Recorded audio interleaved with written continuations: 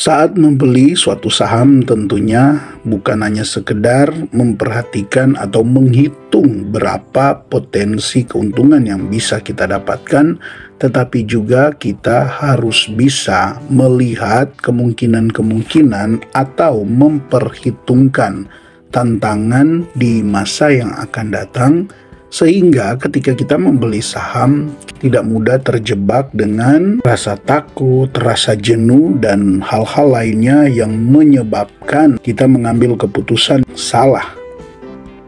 Contohnya ketika kita membeli saham BBRI, selain kita mengenal perusahaan BRI itu bagus, ada juga beberapa hal yang harus kita perhatikan agar supaya seiring berjalannya waktu saat kita membeli saham BBRI, kita akan bisa menerima jika ke depan nanti BBRI misalnya belum mencapai target yang sudah kita tetapkan dalam skenario investasi saham kita.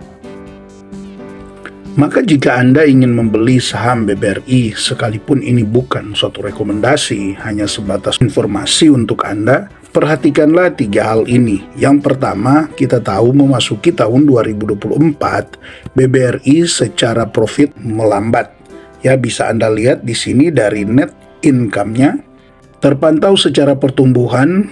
Kalau Anda lihat dari tahun 2021, dia ada di 31 triliun untuk annualize-nya, maka masuk di tahun 2022 annualize-nya sudah mencapai 51 triliun. Artinya ini meningkat 50% lebih, bahkan di kisaran 60%. Nah, masuk di tahun 2023 memang masih meningkat. Dia dari 51 triliun ke 60 triliun. Nah, tapi kalau secara pertumbuhannya sudah tidak mencapai 20%. Sedangkan ketika memasuki 2024, jika nanti kuartal 4-nya kurang lebih sama secara perhitungan annualize ini ada di 60 triliun, maka bisa Anda lihat bukannya meningkat, tapi secara gambaran annualize di sini dia menurun walaupun tipis ya, atau boleh dikategorikan stagnan. Seperti itu.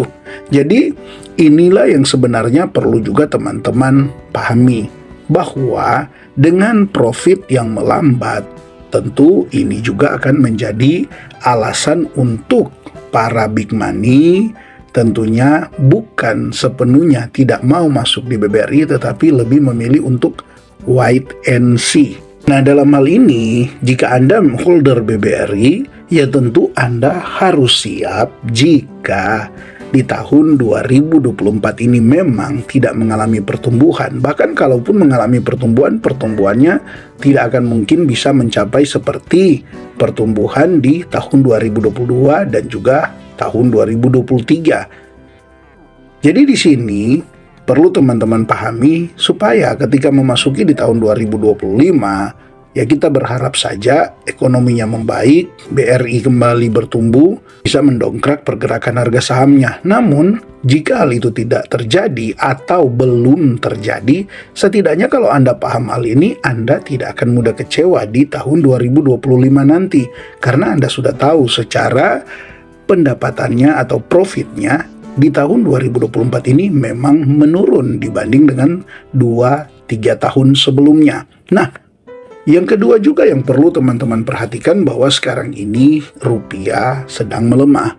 Maka kalau rupiah terus melemah entahkah dalam beberapa bulan ke depan, tentu selama rupiah terus melemah, teman-teman jangan dulu beranggapan untuk terlalu lebih bahwa nanti BBRI akan secepatnya untuk naik. Tidak, walaupun ada katalis positif yaitu dividen, baik itu dividen interim maupun dividen final nanti di kisaran bulan Maret, namun tentu untuk dia naik tinggi sebagaimana mungkin kita targetnya di kisaran 5.500 bahkan sampai di 6.500, ya tentu kita harus lebih realistis lagi, karena dengan melemahnya rupiah tentu ini juga akan membuat BI tidak akan memangkas suku bunga, karena salah satu strategi untuk tetap menjaga kestabilan rupiah supaya tidak terus melemah adalah dengan menahan suku bunga, bahkan jika dimungkinkan akan dinaikkan lagi. Nah, ini kan akan berdampak kurang bagus di perbankan.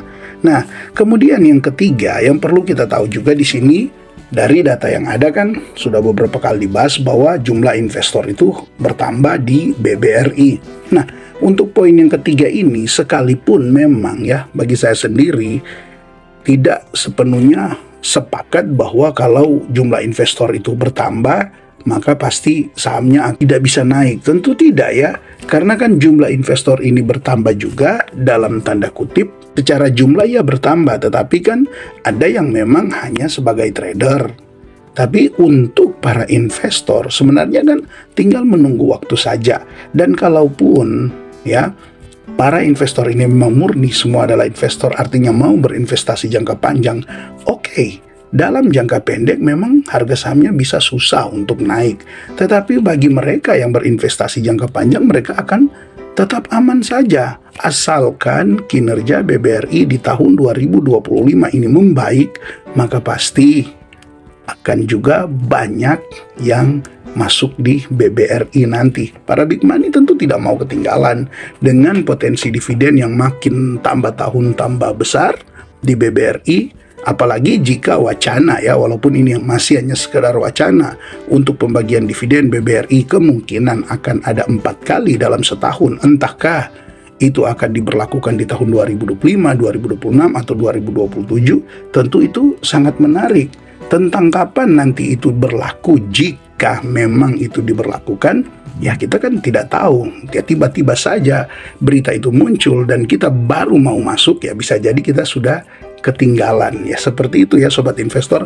Jadi dari ketiga hal ini, ketika kita paham bahwa pertama, profit dari BBRI memang melambat, kedua ada pelemahan rupiah, dan ketiga investor bertambah.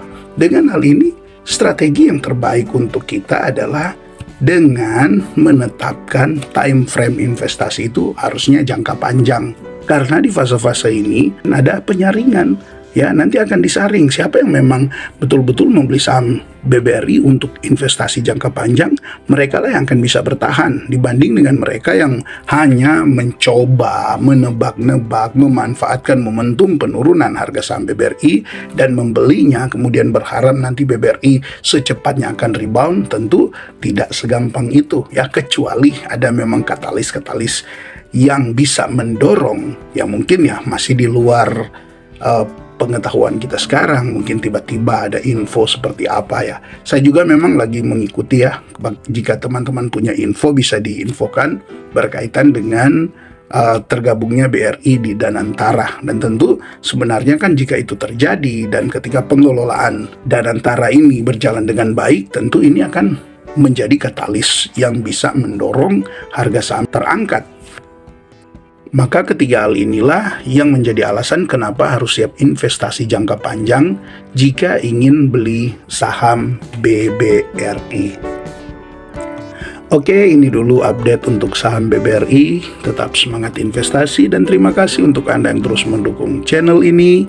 Salam IHSG Investor harus selalu gembira.